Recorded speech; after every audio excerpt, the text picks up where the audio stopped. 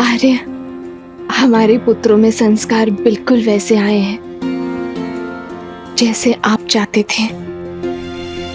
रघुकुल के ये वंशज रघुकुल का पताका लहराने में सक्षम होंगे। आर्य,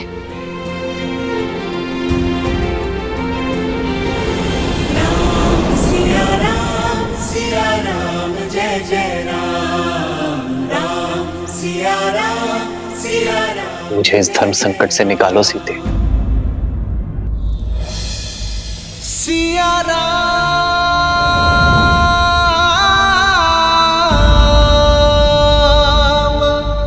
प्रकृति सूर्य की प्रतीक्षा में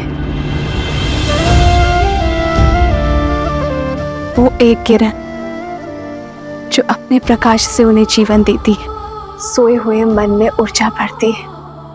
सीते, आप मेरे वही सूर्य हैं आर्य। जीवन यात्रा में मेरी जीवन साथी भले ही भिन्न है, किंतु अंतर्मन, उसकी प्रसन्नता, उसकी दुविधा, वो तो साझा ही।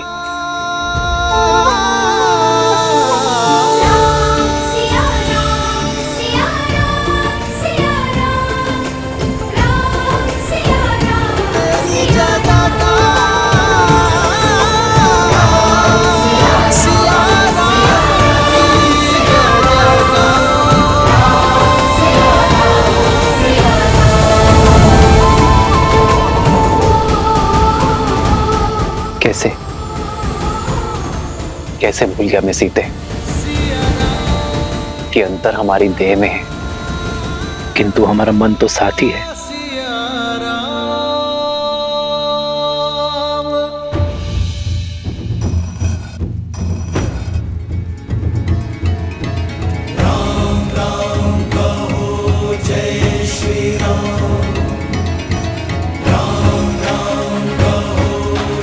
परंतु भैया, आपको कैसे पता कि भीतर ऐसी माया है?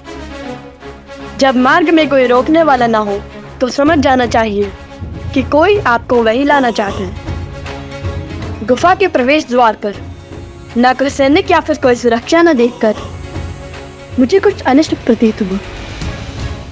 जैसे हम मकरासुर के जाल में फंसे थे, वैसे ही यहाँ भी फंस सकते थे। ओमकरण के उपस्त्र और कुंदन भी असुरों ने ही रखे थे ताकि हम इस गुफा में आए। अद्भुत! राजकुमार जैसी सोच और कौशल भी वैसा ही। कहीं नहीं जा सकोगे।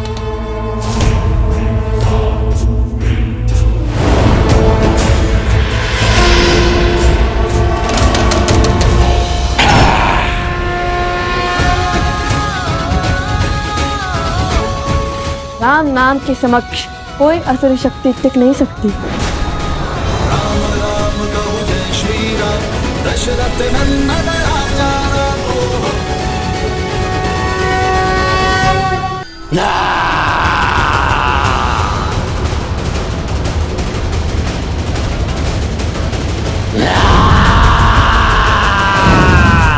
जय श्री राम।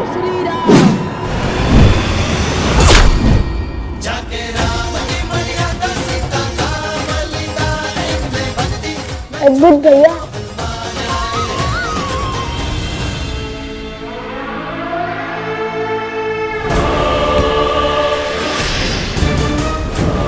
लव और कुश को मिथिला ले जाओ। सारी मिथिला के सामने कहना कि वन देवी ही सीता है।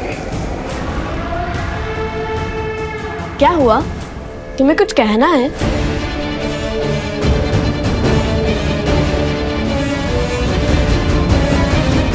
नहीं, तब चलो शीघ्र, अत्यंत भूख लगी है। चलो।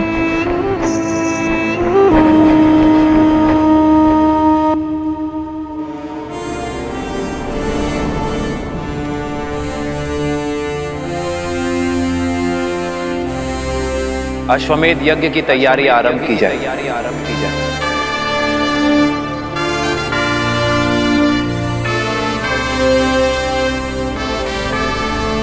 मैं अपनी पत्नी के साथ ही यज्ञ में बैठूंगा।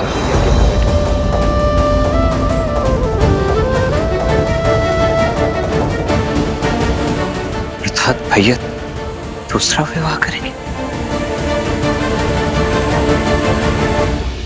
प्रभु, एक बार पुनः लोगों के मन में श्री राम के निर्णय को लेके प्रश्न उठ रहे हैं। जिस प्रकार अग्नि में प्रकाश और अंधकार दोनों ही तत्व व्याप्त होते हैं, उसी प्रकार मनुष्य के आत्म तत्व में सत्व और तमस दोनों ही गुण विराजमान होते हैं।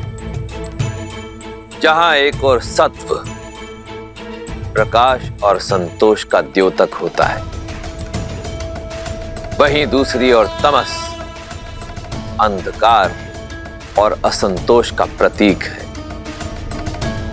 जिस प्रकार अग्नि स्वभाव से चंचल होती है और वायु के तनिक से संचार से फैल जाती है, उसी प्रकार मनुष्य का आत्म तत्व अर्थात उसका मन भी सदा चंचल रहता है और तृप्ति अतृप्ति, संतोष असंतोष के मध्य झूलता रहता है।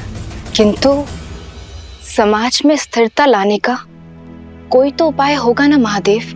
यह समाज तभी स्थिर होगा देवी, जब यह श्री राम की शरण को पूर्णतः स्वीकार कर लेगा, जब ये श्री राम के प्रत्येक निर्णय को अपना सत्य, अपना धर्म मानेगा। परंतु उसका समय अभी आया नहीं है। देखा नहीं आपने, जैसे ही नगर जनों ने यह समाचार सुना कि उनकी अयोध्या नगरी में अश्वमेध यज्ञ का आयोजन होने जा रहा है, जहां उनके राजा श्री राम अपनी पत्नी सहित यज्ञ में यजमान होंगे, तो क्षण भर में ही कितनी ही बातें होना प्रारंभ हो गई।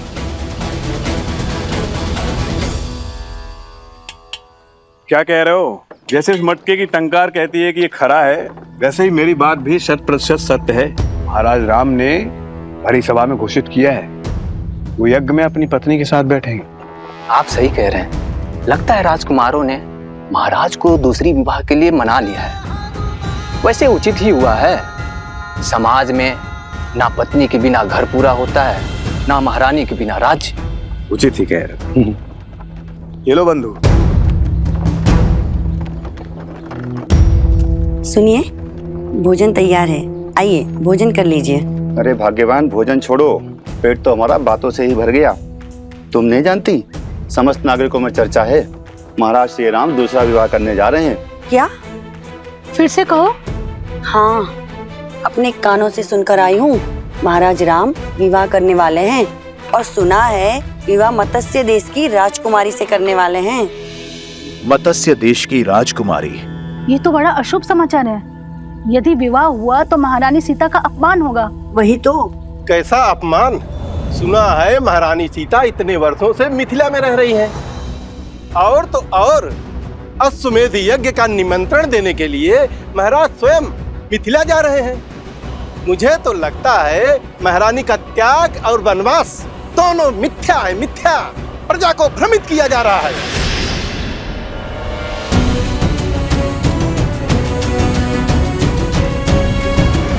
तुम्हारी सोच की भांति तुम्हें मिठाई भी भ्रष्ट है। हमारे राजा राम को झूठा कह रहे हो? अरे यदि किसी द्वार पर उनकी छाया भी पड़ जाए ना, उस घर में भी कभी कोई असत्य नहीं कहता, और तुम उन्हीं पर लांछन लगा रहे हो। बहिष्कार करो, बहिष्कार करो, बहिष्कार करो, बहिष्कार करो। बहिष्कार करने से पहले इसको इसके पापों का पुरस्कार तो मिलना चाहिए।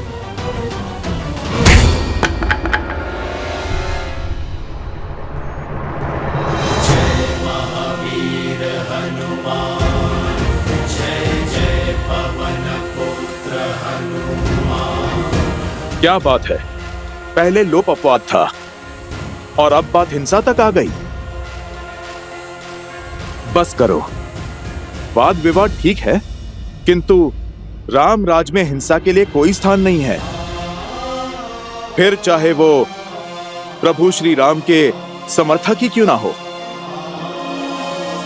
प्रभु का पथ तो न्याय और धर्म का है। तो ये कारण है संकट मोचन हनुमान के मुख पर संकट के भाव का।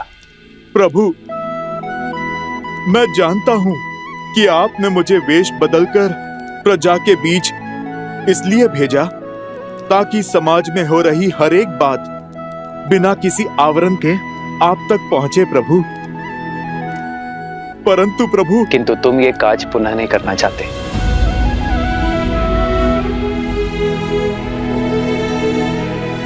क्योंकि अगली बार ये भक्त भगवान के अपमान पर अपना क्रोध नहीं रोक पाएगा। प्राण ले लीजिए प्रभु, किंतु आपके प्रति अभद्र शब्द सुनने का दंड मत दीजिए। प्रभु, मैं तो जानता हूं आपका निर्णय अंत में समाज को ज्ञान और सुख का प्रकाश देगा, माता सीता का सम्मान बढ़ाएगा। किंतु ये सब क्यों प्रभु? क्यों ये प्रजा ये नहीं समझ रही है? क्योंकि लोक अपवाद अभी कुछ समय के लिए ठहरा है हनुमान, पूरी भांति समाप्त नहीं हुआ है। संदेह था मुझे कि ये राक्षसी शक्तियां अश्वमेध यज्ञ के मेरे घोषणा के पश्चात पुनः प्रभावशाली होंगी। किसी अच्छे गुण को संजोने में, उसे बनाने में जीवन निकल जाता है हनुमान, किंतु उसे बिगाड़ने के लिए एक क्षण भी बहुत है। राक्षसी वृत्ति के विरुद्ध हमारा ये युद्ध बहुत लंबा है, कई चरण है उसके। सहस्त्रमुख रावण की सोच को अभी प्रजा के मन से निकालने में बहुत समय शेष है हनुमान।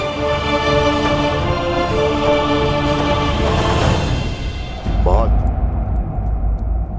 और सब तुम्हारी भांति पवित्र और निस्वार्थ तो नहीं होते ना हनुमान,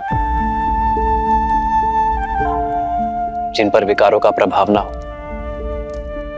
मानव मन अति चंचल होता है हनुमान। जिस प्रकार गर्भ में सोए अबोध शिशु की लात माता आनंद से सह लेती है,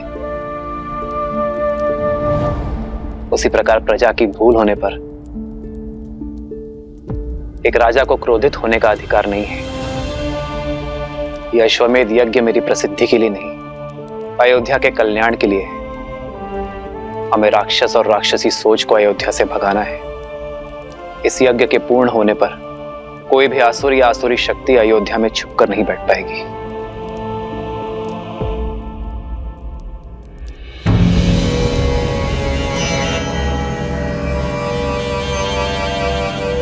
प्रणाम संत श्री। अरे बाबा आ गए। साधु बाबा की, साधु बाबा की।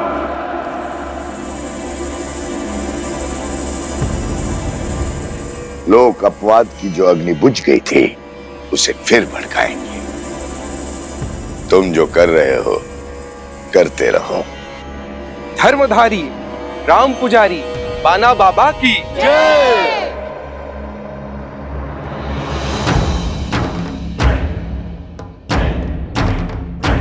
मैं अपने तपोबल से ये समझ चुका हूं, महाराज राम जिस मर्यादा जिस धर्म की बात करते हैं वही सत्य है।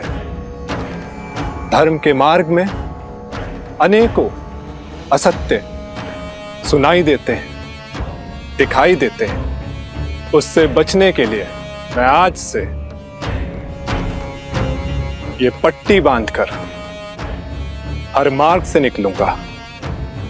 राम राज्य का हित श्री राम की बताई हुई बातों में है।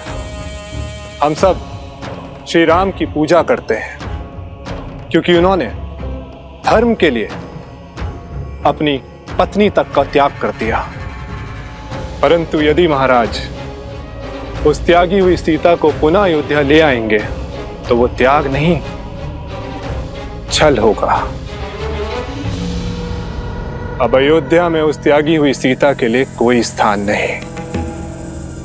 अब कोई मर्यादा को भंग करने का दुस्साहस नहीं करेगा। बिल्कुल उचित कहा बाबा जी, ये तो हमारी भावनाओं के साथ छल होगा। रामधारी राम पुजारी बाबा की जय। रामधारी राम पुजारी बाबा की जय। रामधारी राम पुजारी बाबा की जय। आइए सब बाबा का आशीर्वाद लीजिए।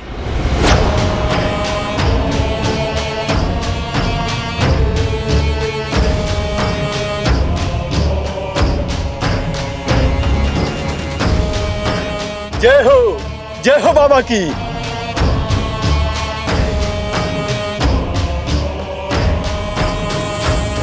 जय हो बाबा जी की, जय हो बाबा जी की। बाबा की जय हो, बाबा की जय हो, जय हो बाबा की। अब आगे क्या करना है महाराज? अब संध्या को भेष बदलकर अयोध्या में किसी और को समझाएंगे कि केवल सीता ही अयोध्या की महारानी हो सकती है और कोई नहीं। और यदि यही सत्य निकला तो महाराज ने अपनी महारानी के साथ ही यज्ञ में बैठने की घोषणा की है। सत्य कहा, परंतु एक सत्य ये भी है कि त्यागी हुई स्त्री कभी महारानी नहीं बन सकती। और जब दो सत्य टकराएंगे तब होगा महासंग्राम। महासंग्राम करते देखा है मैंने आपको, कभी शारीरिक तो कभी मानसिक। इतना सब कुछ सहकर भी इतने शांत कैसे रह लेते हैं आप प्रभु? मेरे मन का हर ज्वार सीता के वचन का विश्वास शांत करता है हनुमान। सीता और मेरी संतान के लौटने का प्रण मुझे प्राण देता है। और मैं ही क्यों, मेरी सीता भी तो उसी क्षण की प्रतीक्षा में है।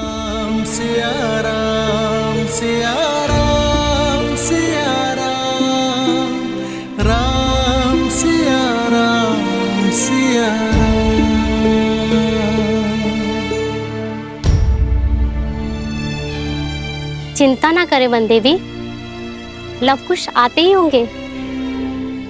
जानती हूँ, किंतु दिन ढलने के साथ साथ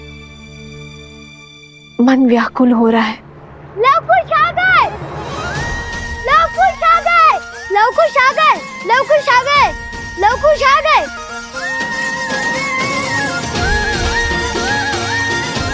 लव कुश की जय, लव कुश की जय, लव कुश की जय, लव कुश की जय, लव कुश की, लव कुश की, लव कुश की, लव कुश की।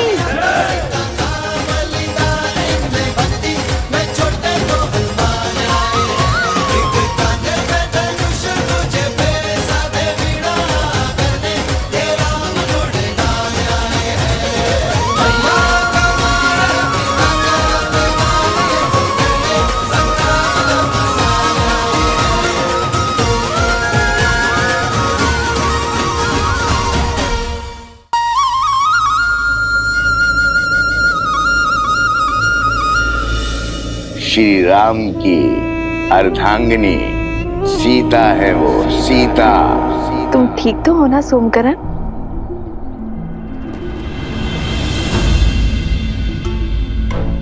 ये क्या कर रहे हो सोमकरण? उठो। ऐसे प्रणाम केवल गुरुजनों को किया जाता है। मैं वो आपको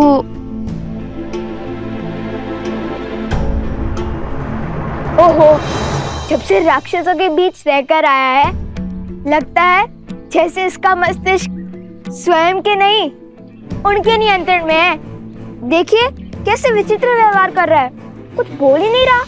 इतना ही नहीं माता, वन में फल तोड़ने से लेकर हमें खिलाने तक सब इसी ने किया। हमें तनिक भी कष्ट नहीं होने दिया। और हमारे खाने के बाद जो फल बचते थे, उन फलों को ये खाता था और खेल कूद में भी जानबूझकर हार जाता था। किंतु मुझे कोई कष्ट नहीं, वो यहाँ पे भी करना सोमकर्ण। कुश, बुरी बात। मित्रों में समानता होनी चाहिए। तुम दोनों ने उसके प्राण बचाए, कदाचित इसलिए इसका मन अनुग्रह से भर गया है। उचित कहा देवी। किसी महान राज्यों के महान राजकुमारों के भांति आपके पुत्रों ने मेरी रक्षा की ना, इसीलिए मैं आपको सम्मान देने आया हूँ। राजकुमार लव, राजकुमार कुश, ओहो, बस करो ये सम्मान करना, अन्यथा अगली बार सहायता नहीं करेंगे तुम्हारी। वैसे छवि और साहस तो राजकुमारों सा ही है, हमारे लवकुश का। महाराज जनक ने भी तो यही कहा था ना कि इन दोनों को देखकर उन्हें अयोध्या के राजकुमारों का स्मरण हो आया था।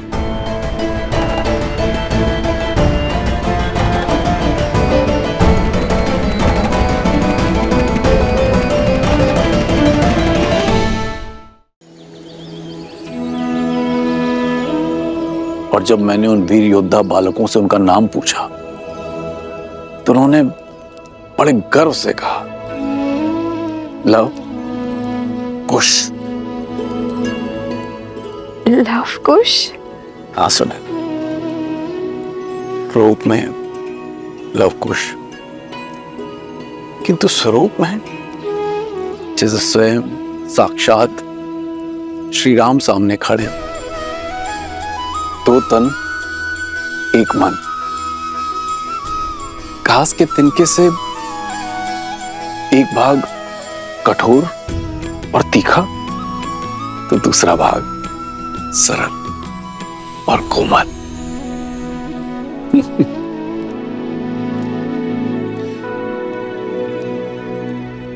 जानता हूं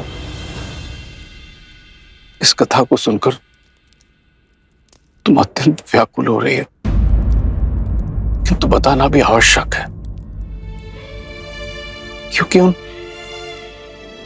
वीर बालकों को देखकर मुझे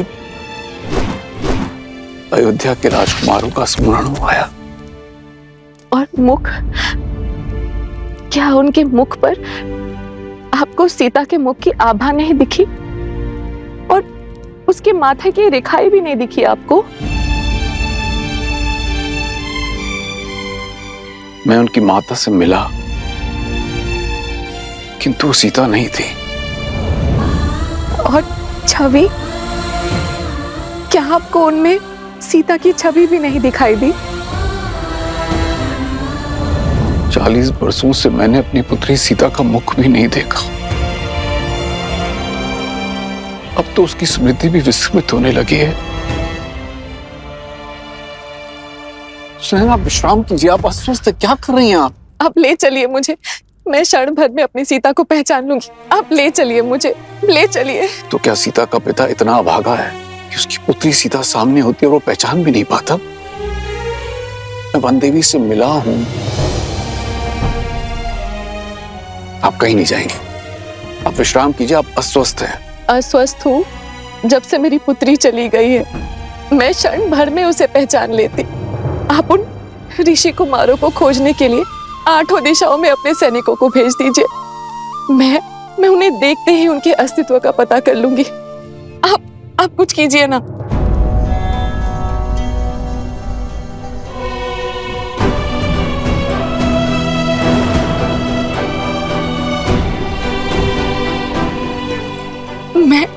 मैं खोजूंगी अपनी सीता को। हमें कहीं जाने की आवश्यकता नहीं पड़ेगी। मैं उन दोनों धनुर्धरों को यहाँ मिथिला लाने का प्रबंध करता हूँ।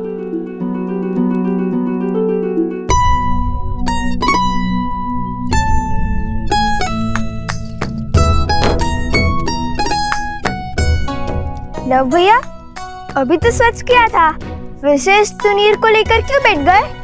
क्योंकि हमें इस तुनीर को ससम्मान मिथिला के महाराज जनक को लौटाना है। आओ, तुम भी हाथ बटाओ। जब लौटाने जाएंगे तब साफ भी कर लेंगे ना। ऐसे 3 में 3 बार इसे रगड़ते रहे तो घिसकर पतला तार हो जाएगा ये तुनीर। कदाचित लौटाने के लिए कुछ बचे ही ना। अच्छा, तो महाबुद्धिमान कुमार कुश, ये बताओ कि क्या तुम स्नान करने से घिस गए? घिस सकता था, किंतु मैं स्नान करते समय स्वयं को अधिक रगड़ता नहीं। रक्षा कुमार, रक्षा कुमार! कहाँ है? बताओ, अभी मार दूंगा। वो रक्षक कुमार बोल रहे हैं, राक्षस कुमार नहीं। ओहो, ध्यान से सुनो।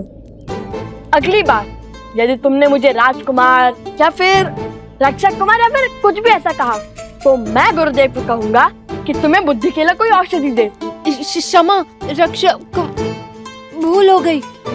मैं तो एक समाचार देने आया था। अभी अभी कुछ मिथिला के ऋषि आश्रम में आए थे। उन्होंने बताया कि मिथिला में धनुर्विद्या की बहुत बड़ी प्रतियोगिता होने वाली है। मैंने गुरुदेव से कहा कि तुम दोनों जैसे धनुर्धर तो 20 गांव में भी नहीं मिलेंगे। फिर गुरुदेव ने बताया कि तुम दोनों अवश्य उस प्रतियोगिता में भाग लेने जाओगे।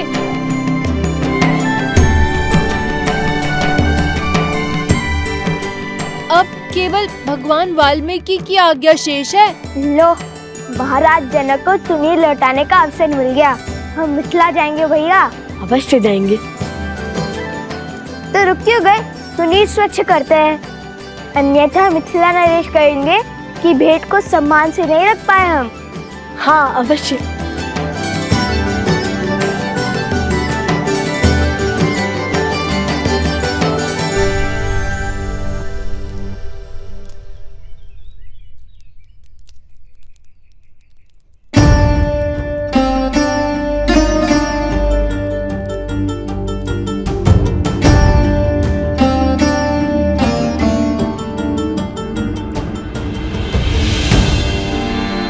प्रणाम ऋषिवर।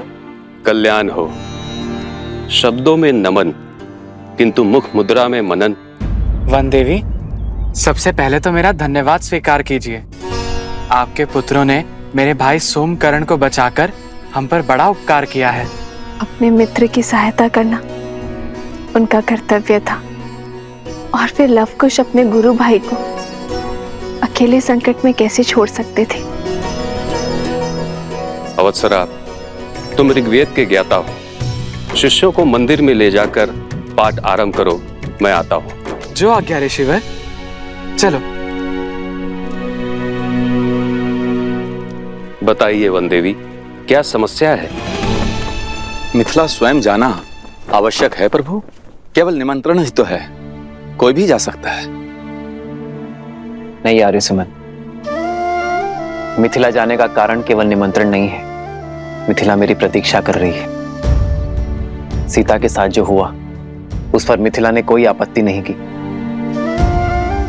यदि अब यह जमाता निमंत्रण देने नहीं पहुंचेगा तो उनका मन विचलित हो सकता है, और फिर मिथिला में मेरी सीता की स्मृतियां बसी हैं।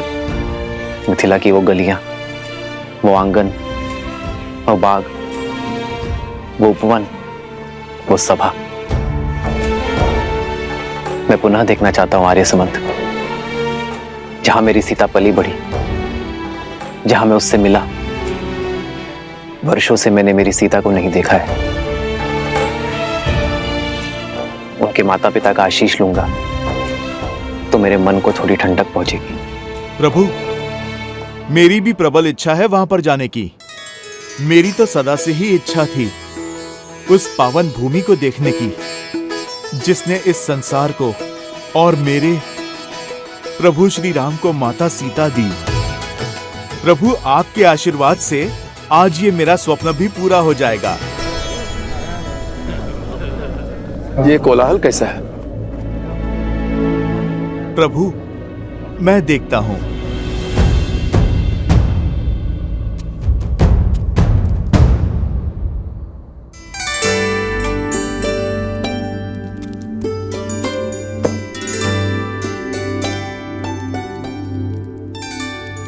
मार्ग इतना भी लंबा नहीं है कुछ। मार्ग तो फल्गु तक का भी इतना लंबा नहीं था, किंतु लंबा हो गया था ना। कहीं सोमकर्ण पुनः लुप्त हो गया तो? जैसे अपने मकरासुर के युद्ध में जो सीखा उसका उपयोग रक्त केतु के जाल से बचने के लिए किया, वैसे मैंने भी सीखा है ढेर सारे भोजन साथ लेकर चलना। हे कुमार खुश, इस बार कहीं नहीं जाएगा सोमकर्ण, क्योंकि इस बार हमारे मार्ग में हमारे साथ उसके भाई और हमारे उपगुरु अवस्था भी साथ जा रहे हैं। और भला बड़े भाई के होते हुए छोटे भाई को कुछ हो सकता है क्या? तो ये भोजन छोड़ दो भैया। अरे नहीं नहीं नहीं, ये तो शस्त्रों से भी अधिक महत्वपूर्ण है, क्योंकि यदि तुम्हारा पेट भरा रहेगा तो भूख भुलाने के लिए तुम्हारी उटपटांग बातें और विचित्र कुतर्कों के बाण नहीं सहने पड़ेंगे हमें। पिछली बार तो गाँव उठाने की बात कर रहे थे, इस बार पूरा संसार ना उठा लेना तुम। भैया मुझे तो अब भी विश्वास नहीं हो रहा है कि हम देवी सीता की नगरी जा रहे हैं। वो उपवन, वहाँ के शिव मंदिर, वो दरबार जहाँ पे श्री राम ने धनुष बाण किया, सब साक्षात देखने को मिलेंगे, है ना भैया? अद्भुत। अवश्य।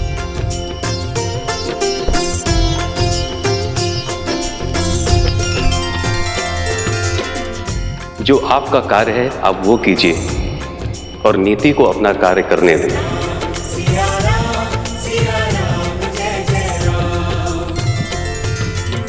प्रणाम ब्राह्मण देव, कहिए क्या समस्या है? प्रभु ये लोग। महाराज की जय हो। मैं मत्स्य राज्य से आया हूँ आपके लिए मत्स्य राज की राजकुमारी का विवाह का प्रस्ताव लेकर। ये देखिए महाराज, उर्वशी और रंभा से भी अधिक सुंदर है हमारी राजकुमारी। महाराज त्रिशानु की ओर से छोटी सी भेंट।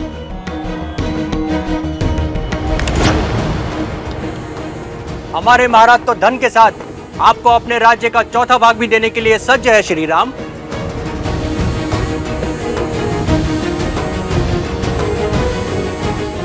आप सबका प्रस्ताव भले ही उचित हो, किंतु उसे देने का उपक्रम अनुचित भी है और अनीतिपूर्ण भी। विवाह कोई व्यवसाय नहीं है जिसका आधार केवल संपत्ति का लेन देन हो। ये मेरा आपसे अनुरोध है कि अपनी राजकुमारियों का अपमान ना करें। एक स्त्री को भोग्य बनाकर प्रस्तुत ना करें।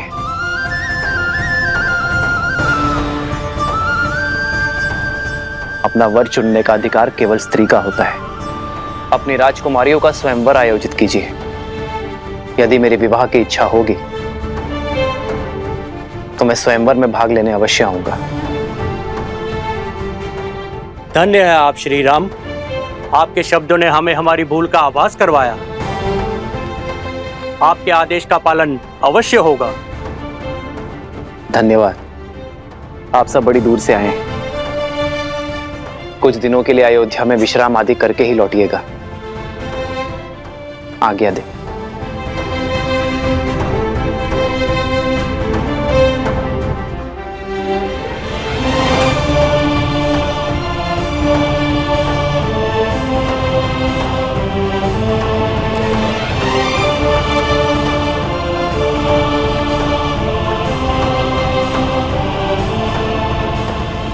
इतना ही नहीं, मिथिला के गौरी मंदिर का उपवन स्वर्ग से भी सुंदर है। रंग बिरंगे पुष्प, सरोवर मंत्र मुग्ध कर देंगे तुम्हें। माता, ऐसा लगता है जैसे आप मिथिला और महारानी सीता के दर्शन कर चुकी हैं।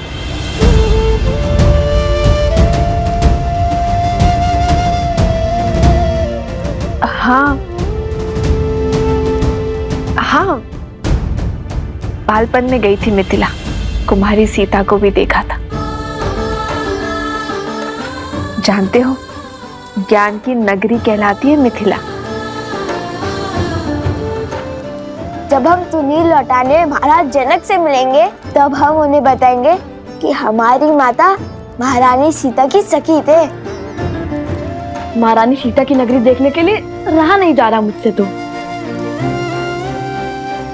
एक बात स्मरण रहे, तुम दोनों वहां स्पर्धा में भाग लेने के लिए जा रहे हो, तो बाकी प्रतियोगियों से भिन्न नहीं रहना, क्योंकि यदि उन्हें ज्ञात हुआ कि तुम दोनों मिथिला नरेश को जानते हो तो बातें बनेंगी। तुम दोनों जीत तो जाओगे, किंतु अन्य स्पर्धक मिथिला नरेश पर पक्षपात का लांछन लगाएंगे। तो उचित यही होगा इस स्पर्धा के अंत होने तक तुम दोनों उनकी दृष्टि से ओझल रहना। जी माता। किंतु अंत में तो हमें तो उनसे मिलना ही होगा ना। हम उन्हें कहेंगे कि प्रभु श्री राम और महारानी सीता के नाम पे पत्र लिख दे, जिससे अयोध्या पहुंचाने का कार्य हम करेंगे। और इसी बहाने प्रभु श्री राम और महारानी सीता दोनों के दर्शन पालेंगे। अवश्य, किंतु महारानी सीता को माता सीता कहोगे तो उन्हें अधिक सुख मिलेगा। माता सीता? माता सीता?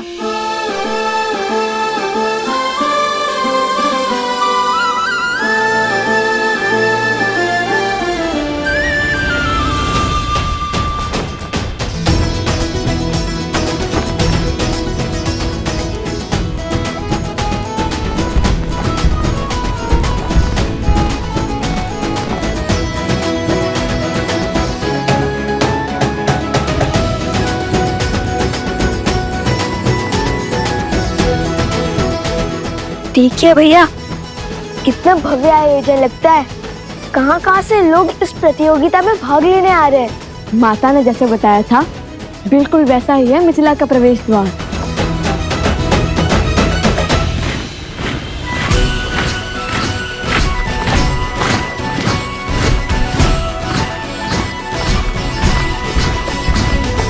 अयोध्या का ध्वज? ये क्या अयोध्या की सेना आ रही है? सेना नहीं, ये महाराज के रक्षक हैं। ये तो अयोध्या की सेना की केवल एक टुकड़ी है। अर्थात? वो देखो, महाराज का रथ, उनका छत्र।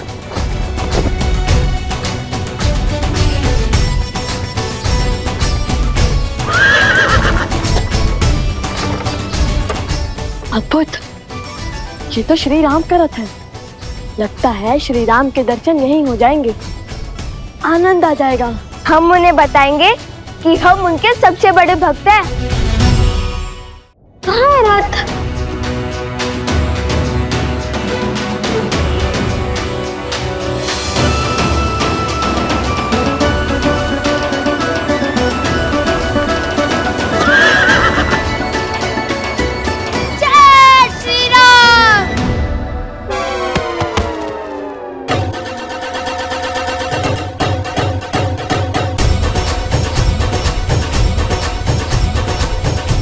शीघ्र चलिए भैया, लगता है श्री राम के दर्शन हो ही जाएंगे।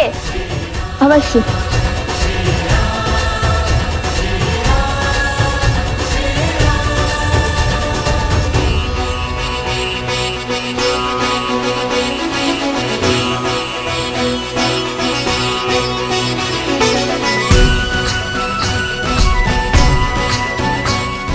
राजगुरु सतानंद जी, ये मैं क्या सुन रहा हूं?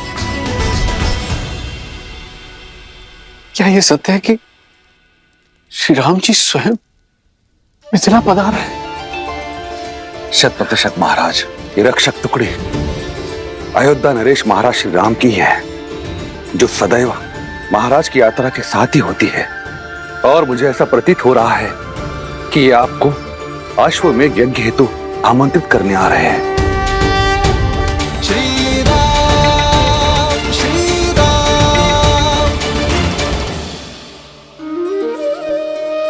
तब तो ये संकेत और समाचार दोनों अत्यंत शुभ हैं। कदाचित आज यहां वो होने जा रहा है जो कभी किसी ने नहीं सोचा होगा।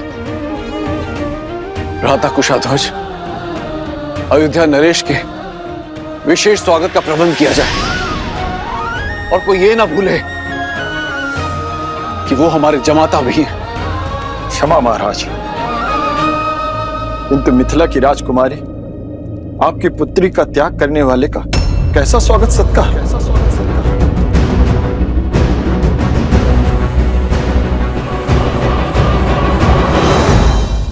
ये आप क्या कह रहे हैं भ्राता कुशाध्वज? क्षमा महाराज, किंतु सत्य ही तो कह रहे हैं मेरे पति, और मुझे पूर्ण विश्वास है कि महारानी सुने ना, वो भी राम के आगमन से खुश नहीं होंगी। जिस व्यक्ति ने हमारी पुत्री का त्याग कर दिया अपनी प्रजा के मनोहार के लिए, ऐसे व्यक्ति को जमाता का सत्कार क्यों मिलना चाहिए महाराज?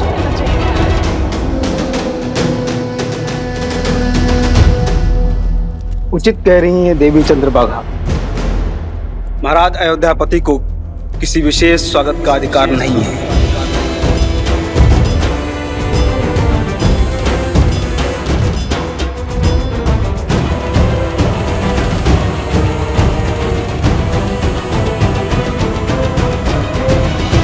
सीता ने मुझे एक पत्र लिखा था जिसमें उसने स्पष्ट रूप से अयोध्यापति को निर्दोष कहा था, क्योंकि तब वो अयोध्या में थी। उस पत्र का कोई मूल नहीं महाराज। मूल है तो हमारे दुख का, जो सीता के विरह के कारण हमें मिला है।